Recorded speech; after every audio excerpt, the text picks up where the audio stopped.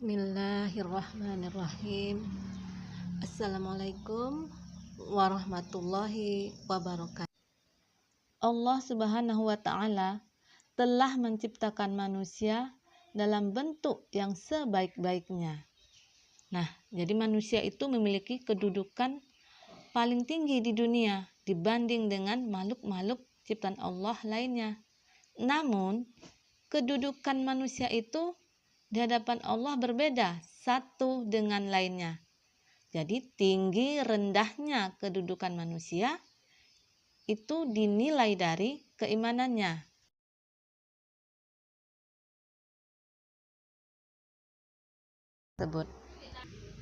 Orang yang teguh dengan keimanannya, yang senantiasa mengingat Allah dan memperkuat keyakinannya bahwa Allah lah Maha Pencipta, Allah lah yang Maha Pengatur, maka ia akan mendapatkan kebahagiaan di dunia dan akhirat. Kemudian, apa arti iman itu? Kalau kita lihat, iman secara harfiah artinya percaya. Sedangkan kalau menurut istilah, artinya percaya dan meyakini dengan sepenuh hati, mengucapkan dengan lisan, dan membuktikan dengan perbuatan. Maksudnya, meyakini dengan sepenuh hati adalah pengakuan dan pembenaran bahwa tidak ada Tuhan yang wajib disembah kecuali Allah Subhanahu wa Ta'ala sebagai pengatur, pemberi, dan penguasa semua makhluk. Keimanan kepada Allah menjadi dasar bagi semua bentuk hubungan antara manusia dan Allah, hubungan antara sesama, dan hubungan antara manusia dan makhluk lain. Dan juga semuanya dilaksanakan dengan perbuatan.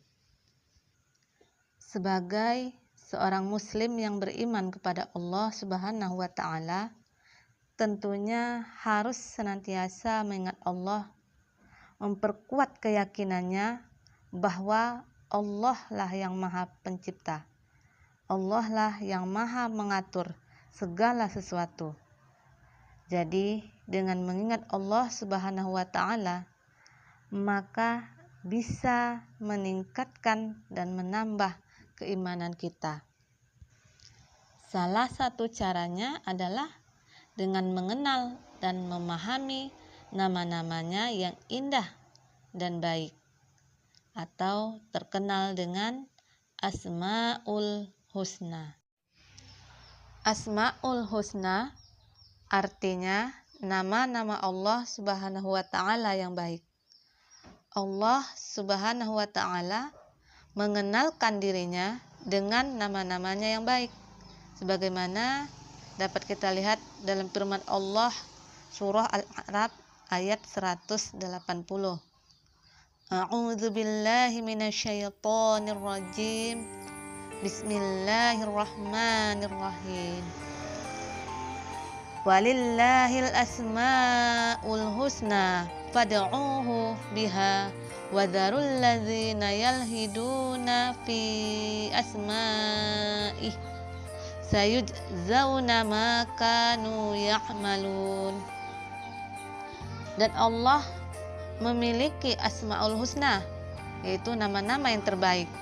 Maka bermohonlah kepadanya dengan menyebutnya asmaul husna itu, dan tinggalkanlah orang-orang yang menyalahartikan nama-namanya. Mereka kelak akan mendapat balasan terhadap apa yang telah mereka kerjakan. Nah, jadi dalam ayat tersebut Allah juga menganjurkan agar kita bermohon dengan menyebut asma-Nya.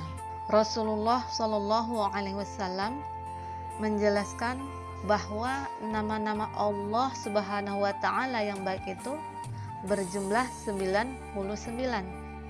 Sebagaimana kalau kita lihat dalam hadis riwayat Bukhari dan Muslim, yang artinya sesungguhnya Allah Subhanahu wa Ta'ala mempunyai 99 nama, yaitu 100 kurang 1. Barang siapa menghafalnya, niscaya ia masuk surga.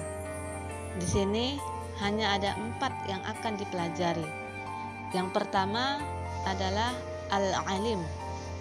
Al-Alim artinya maha mengetahui. Allah Subhanahu wa Ta'ala maha mengetahui yang tampak atau yang gaib. Segala aktivitas yang dilakukan oleh makhluk diketahui oleh Allah Subhanahu wa Ta'ala. Bahkan peristiwa yang akan terjadi pun sudah diketahui oleh Allah Subhanahu wa Ta'ala. Jadi, perilaku yang harus dilakukan berkaitan dengan Al-Alim adalah kita harus terus-menerus mencari ilmu-ilmunya Allah Subhanahu wa Ta'ala dengan cara belajar dan merenungi ciptaannya. Yang kedua, Al-Khabir. Al-Khabir artinya maha waspada. Allah mengetahui perkara yang tersembunyi. Allah dapat mengetahui secara detail apa yang dikerjakan makhluknya. Nah, perilaku yang harus kita lakukan berkaitan dengan Al-Khabir adalah hendaklah kita harus waspada dan cermat terhadap apa yang kita lakukan atau yang akan kita lakukan. Yang ketiga, As-Sami'. As-Sami' artinya maha mendengar. Allah Subhanahu wa Ta'ala maha mendengar semua suara apapun yang ada di alam semesta ini. Lalu perilaku yang harus kita lakukan yang berkaitan dengan As-Sami' adalah kita harus berupaya agar segala yang kita ucapkan merupakan perkataan yang baik dan berguna. Karena kita meyakini bahwa Allah selalu mendengar segala yang kita ucapkan. Yang keempat, Al-Basir. Artinya maha melihat. Allah Subhanahu wa Ta'ala melihat apa saja yang ada di langit dan di bumi. Bahkan seluruh alam semesta ini dapat dipantau. Lalu perilaku yang harus kita lakukan berkaitan dengan Al-Basir adalah kita diajarkan untuk pandai dan cermat dalam memandang berbagai persoalan di sekeliling kita. Namun, jangan lupa, kita juga harus selalu introspeksi diri untuk melihat kelebihan dan kekurangan kita sendiri agar hidup menjadi lebih terarah.